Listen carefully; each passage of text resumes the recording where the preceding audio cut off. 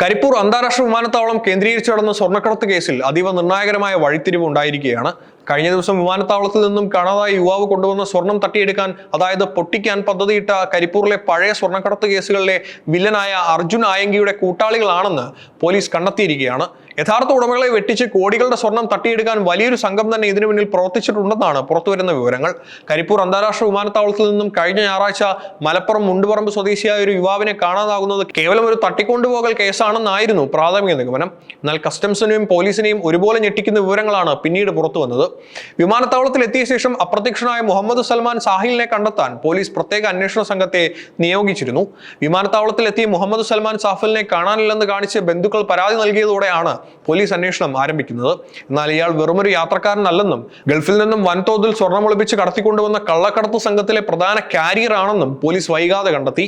സ്വർണത്തിന്റെ യഥാർത്ഥ ഉടമകളെ ചതിക്കാൻ കണ്ണൂരിലെ പ്രമുഖ കള്ളക്കടത്ത് സംഘം സൽമാന് വലിയൊരു തുക വാഗ്ദാനം ചെയ്തിരുന്നു. താൻ കൊണ്ടുവന്ന സ്വർണം അതിന്റെ യഥാർത്ഥ ഉടമയ്ക്ക് കൈമാറാതെ കണ്ണൂരിലെ പ്രമുഖ സ്വർണ്ണക്കടത്ത് തലവൻ അർജുൻ ആയങ്കിയുടെ കൂട്ടാളിയായ അഭിജിത്ത് പറയുന്ന വിശ്വസ്തർക്ക് കൈമാറാൻ സൽമാൻ മുൻകൂട്ടി തീരുമാനിച്ചിരുന്നു. കസ്റ്റംസ് കണ്ണുവെട്ടിച്ച് പുറത്തെത്തിക്കുന്ന സ്വർണം ആയങ്കി സംഘത്തിന് മറച്ചു നൽകിയാൽ പകരം സൽമാന് 40 ലക്ഷം രൂപയാണ് അഭിജിത്ത് ഓഫർ ചെയ്തിരുന്നത്. ബന്ധുക്കൾ ഭയന്നതുപോലെ സൽമാനെ ആരും ബലമായി തട്ടിക്കൊണ്ട് പോയതല്ല എന്ന് പോലീസ് സ്ഥിരീകരിച്ചു. ഈ 40 ലക്ഷം രൂപയുടെ വൻ ഓഫറിൽ വീണ സൽമാൻ തനിക്കൊപ്പം വിമാനത്താവളത്തിന് പുറത്ത് കാത്തുനിന്ന സ്വന്തം സംഘത്തെയും ബന്ധുക്കളെയും ചതിച്ച് സ്വർണവുമായി സ്വയം മുങ്ങുകയായിരുന്നു. എന്നാൽ ഈ അവസാന നിമിഷം ഈ കഥയിൽ മറ്റൊരു അപ്രതീക്ഷിത ട്വിസ്റ്റ് കൂടി സംഭവിക്കുകയായിരുന്നു എന്ന് പോലീസ് വ്യക്തമാക്കുന്നു. അർജുൻ ആയങ്കിയുടെ കൂട്ടാളിയായ അഭിജിത്ത് വാഗ്ദാനം ചെയ്ത 40 ലക്ഷം രൂപയുടെ ഓഫർ അവസാന നിമിഷം സൽമാൻ നിരസിക്കുന്നതോടെയാണ് കരിപ്പൂർ സ്വർണ്ണക്കടത്ത് കേസിൽ മറ്റൊരു വൺ ട്വിസ്റ്റ് ഉണ്ടാകുന്നത്. കൂടുതൽ ലാഭം ലക്ഷ്യമിട്ട് സൽമാനും മറ്റു കൂട്ടാളികളും ചേർന്ന് നടത്തിയ അതീവ രഹസ്യമായ നീക്കങ്ങളാണ് ഇപ്പോൾ പോലീസിന്റെ അന്വേഷണത്തിൽ പുറത്തു വന്നിരിക്കുന്നത്. കൂടുതൽ പണം വാഗ്ദാനം ചെയ്ത് മറ്റൊരു സംഘത്തിന് സ്വർണം കൈമാറാനായിരുന്നു സൽമാന്റെ അടുത്ത നീക്കം. അർജുൻ ആയങ്കിയുടെ സംഘത്തെ പൂർണ്ണമായും വെട്ടിച്ച് പരപ്പനങ്ങാടി സ്വദേശിയായ സാദിഖ് നിർദ്ദേശിച്ച നിലമ്പൂർ സ്വദേശി ഷബിക്കാണ് സൽമാൻ ഒടുവിൽ സ്വർണം കൈമാറിയത്. കരിപ്പൂർ വിമാനത്താവളത്തിന്റെ പരിസരത്ത് നിന്നും കസ്റ്റംസ് കണ്ണുവെട്ടിച്ച് രക്ഷപ്പെട്ട് ഇവർ നേരെ പോയത് എറണാകുളത്തേക്കായിരുന്നു. ആസൂത്രണം ചെയ്തതുപോലെ സ്വർണം സുരക്ഷിതമായി വിഭജിച്ചെടുക്കാൻ അവർ തിരഞ്ഞെടുത്തത് എറണാകുളത്തെ ഒരു ഒളിത്താവളമായിരുന്നു.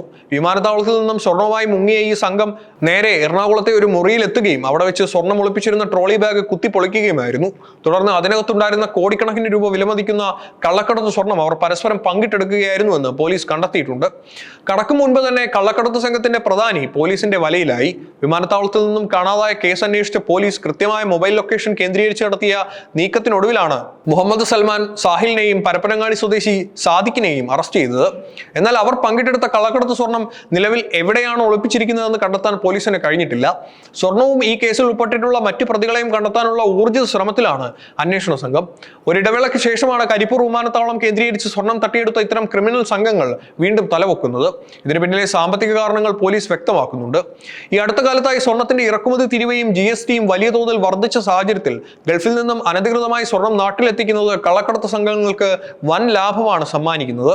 ലാഭം കൂടിയതോടെ വിമാനത്താവളങ്ങൾ കേന്ദ്രീകരിച്ച് സ്വർണ്ണക്കടത്ത് മാഫിയകളും അവരെ പിന്നിൽ നിന്ന് കുത്തി സ്വർണം കവരുന്ന സ്വർണം പൊട്ടിക്കൽ സംഘങ്ങളും ഒരേപോലെ സജീവമാകാൻ ഇത് കാരണമായിട്ടുണ്ട്. ഞായറാഴ്ച വിമാനത്താവള പരിസരത്ത് സംശയാസ്പദമായ സാഹചര്യത്തിൽ കണ്ട ചിലരെ പോലീസ് കസ്റ്റഡിയിൽ എടുത്തതോടെയാണ് ഈ വലിയ സ്വർണ്ണവേട്ടയുടെ ചുരുളഴിയുന്നത്. അർജുൻ ആയങ്കിയുടെ പഴയ കൂട്ടാളികളിലേക്ക് ഉൾപ്പെടെ അന്വേഷണം നീളുന്നതോടെ വരും ദിവസങ്ങളിൽ കൂടുതൽ പ്രമുഖരുടെ അറസ്റ്റിലേക്ക് ഈ കേസ് വഴിമാറുമെന്നാണ് കേരള പോലീസിന് ലഭിക്കുന്ന സൂചന.